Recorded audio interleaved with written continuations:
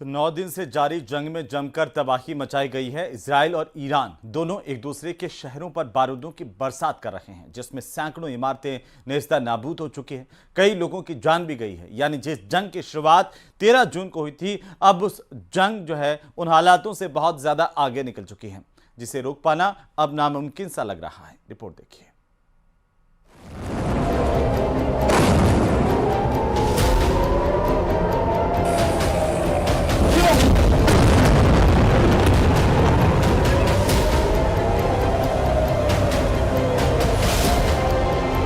Iran और Israel के बीच जंग का दायरा बढ़ता जा रहा है। इजराइल के हमलों के बाद ईरान ने भी पलटवार किया है, जिसके बाद अमेरिका ने उस पर दबाव बनाना शुरू कर दिया है। हालांकि ईरान ने जंग में पीछे हटने से इनकार करते हुए इजराइल पर बैलिस्टिक मिसाइलों से कई हमले किए हैं, जिससे तेल अवीव और हाइफा जैसे शहरों को बड़ा नुकसान पहुंचा है। منتظر عکس العمل حامیان اسرائیل هستیم، میکشن کنار یا نمیکشن کنار. یعنی هر چه زودتر عقلای آمریکا و اروپا باید به سرعت دولت مردانشون رو از پشت سر اسرائیل بکشونن بیرون. اگر این کار اتفاق نیفته ما نمیتونیم شاهد باشیم که آمریکا و کشورهای دیگری مهمات رسانی به اسرائیل میکنن. هواپیماهاشون میاد تو آسمان با موشک‌های ما برخورد میکنن. هواپیماهای انگلیسی، هواپیماهای فرانسوی، هواپیماهای آمریکایی. بنابراین ممکنه ابعاد جنگ جدی‌تر بشه و ما خودمون رو برای اون آماده میکنیم، ولی که همیشه ما تلاش میکنیم که آغازگر ما نباشیم، ولی پایان دهنده ما خواهیم بود. अमेरिका के समर्थन से ईरान को तबाह करने के लिए इजराइल ने जिस ऑपरेशन राइजिंग लॉयन को शुरू किया था, उसके विनाशकारी अंजाम से हर कोई अनजान है। लेकिन हालात बता रहे हैं कि मध्य पूर्व का ये संघर्ष अब एक ऐसी जंग में बदलने जा रहा है जिसमें दुनिया दो भागों में बंट जाएगी। दरअसल अब तक ईरान पर इजराइल ने हमले किए, लेकिन इन हमलों में ईरान की जवाबी कार्रवाई से इजराइल दहल जाएगा। ये शायद ट्रंप ने भी नहीं सोचा होगा। इसलिए ईरान को रोकने और उसके परमाणु ठिकाने ध्वस्त करने के लिए अमेरिका ने एंट्री के संकेत दे दिए हैं। अमेरिकी सेना की एंट्री से पहले ही राष्ट्रपति डोनाल्ड ट्रंप की मुश्किल बढ़ गई है, क्योंकि रूस और चीन ने ईरान की खुलकर मदद करने का ऐलान कर दिया है। रूस ने दो टूक कह दिया है कि अगर ईरान के सुप्रीम लीडर खामेनी को मारा गया या जबरन ईरान में सत्ता परिवर्तन करने की कोशिश भी की गई तो दुनिया बेहद विनाशक युद्ध देखेगी।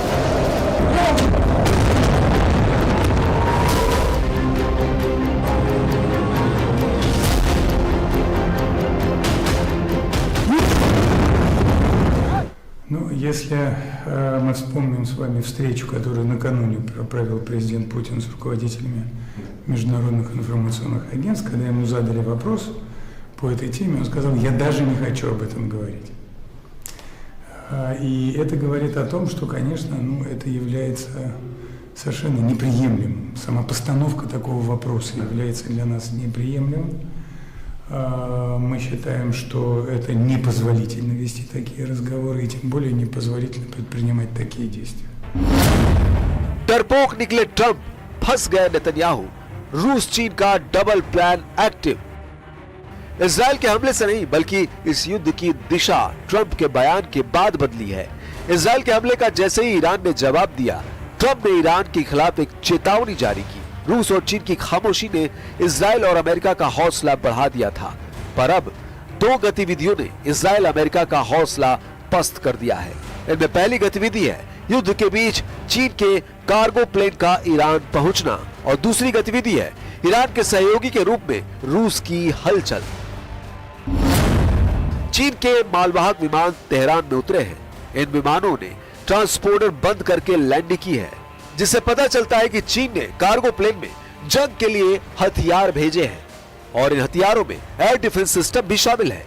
चीन खुलकर इजराइल यूएस के विरोध में उतर चुका है। इसका सीधा मतलब है कि ईरान और चीन के बीच गुप्त रूप से हथियारों का सौदा हुआ है, और इस डील को इजराइल के हमलों को अवैध बताकर पूरा किया जा रहा है।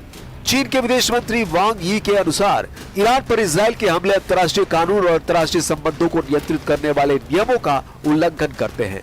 शांति स्थापित करने के लिए ओमान और अन्य देशों के साथ चीन संचार स्थापित करेगा।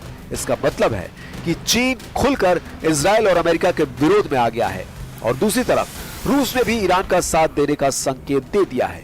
रूस ने अमेरिका के लिए चेतावनी भी जारी कर दी है, जिसमें कहा गया है कि ईरान पर अमेरिका हमला न करे। अगर यूएस ने हमला किया तो मध्य पूर्व अस्थिर हो जाएगा, जबकि इजराइल के हमले परमाणु विनाश का खतरा खड़ा कर रहे हैं। यानी स्थिति दिन ब दिन बिगड़ती जा रही है, जिसका प्रमाण अमेरिका की एक गतिविधि से भी मिलता है। अमेरिका के राष्ट्रपति का डूम्सडे प्लेन E-4B वॉशिंगटन के पास उतरा है, जिसका मतलब है कि अमेरिका इस युद्ध को बड़ा संकट मान रहा है, क्योंकि ये प्लेन राष्ट्रपति की सिर्फ सुरक्षा ही नहीं करता, बल्कि परमाणु विस्फोट का सामना भी कर सकता है। तो क्या युद्ध में न्यूक्लियर तबाही की आशंका बढ़ गई है? जवाब ट्रंप के बयान से मिलता है। I have a meeting in the war room in a little while, situation room, as some people call it. So we're going to meet. We're going to see. We're in the midst of it's a terrible thing. I hate to see it. I hate to see all that death, so much death and destruction. But death primarily is what I hate to see.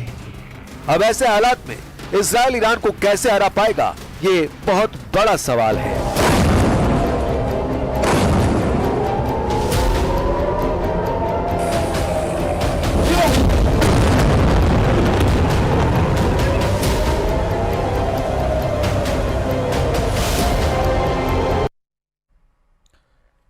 तो अगर भूलकर भी Israel और America ने Iran के supreme leader Ali Khamenei को जान से मार दिया तो यकीन मानिए कि दुनिया परमाणु जंग से तबाह हो जाएगी, क्योंकि अब ईरान के साथ रूस और चीन चट्टान की तरह से खड़े हो गए हैं। रूस और चीन के इसी एक्शन से इजराइल और अमेरिका बुरी तरह से बौखला गए हैं।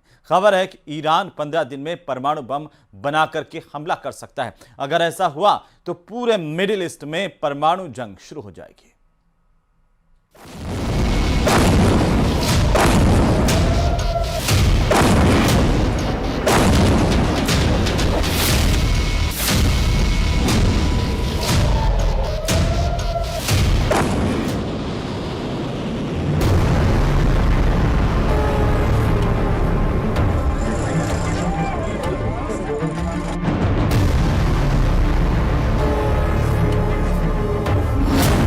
डरपोक निकले ट्रंप, फंस गए नेतन्याहू।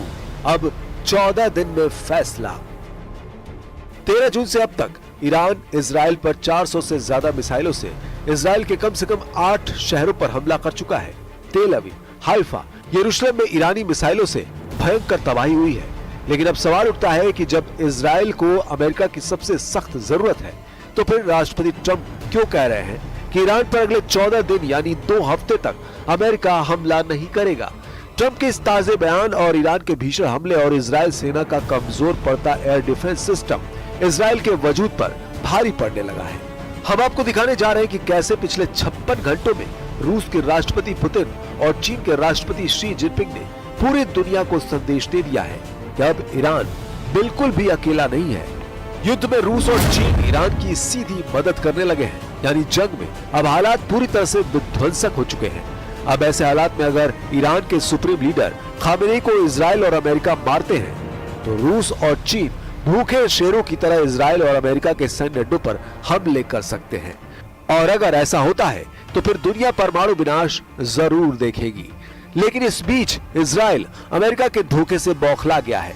उसे जरा भी अंदाजा नहीं था कि जो अमेरिका अगले 24 घंटे में ईरान पर हमला करने जा रहा था, वो अमेरिका अचानक ईरान पर हमला करने के लिए 14 दिन का वक्त क्यों मांग रहा है। ईरान का असली युद्ध शुरू, रूस चीन ने पलटी बाजी। पहले आप ये जान लीजिए इस वक्त इजराइल और ईरान एक दूसरे पर किस तरह से हमले कर रहे हैं। इजराइल ने पिछले 24 घंटे में ईरान के अराक परमाणु केंद्र पर 60 जेट से हमले किए हैं। दावा किया गया है कि ईरान के अराक में मौजूद परमाणु फैसिलिटी को भारी नुकसान हुआ है। दावा किया जा रहा है कि ईरान के अराक परमाणु केंद्र में ही ईरान के परमाणु बम बनाए जा रहे थे। लेकिन रूस के राष्ट्रपति पुतिन ने मीडिया के सामने ऐलान किया है कि इजराइल ने ईरान के जितने भी परमाणु केंद्रों पर हमला किया है, उसके सभी भूमिगत परमाणु फैसिलिटी पूरी तरह से सुरक्षित है। यानी ईरान के नतांज अराक पर हुए इजरायली हमले रूस के मुताबिक नाकाम साबित हुए हैं। इधर ईरान ने इजराइल के परमाणु केंद्र नेगेव पर हमला करने का दावा किया है। ऐसा माना जाता है कि इजराइल की राजधानी तेल अवीव से कुछ दूरी पर यह अड्डा है जहां इजराइल के परमाणु बम रखने के दावे किए जा रहे हैं। अब आप ये जान लीजिए कि 8 दिन की इजराइल ईरान जंग में कैसे ईरान ने इजराइल पर भीषण हमले शुरू कर दिए हैं और क्यों कहा जा रहा है कि रूस और चीन ईरान का अब जमकर साथ देने लगे हैं। युद्ध में ईरान का सीधा साथ दे रहे हैं रूस और चीन। चीन और रूस से तेजी से ईरान पहुंचा रहे हैं हथियार। रिपोर्ट में दावा किया गया है ईरान को बचाने के लिए चीन ने समंदर में जासूसी युद्धपोत तैनात कर दिए हैं। रूस ने ऐलान किया है कि अगर ईरान के सुप्रीम लीडर अली खामेनेई को मारा तो होगा भयंकर सर्वनाश।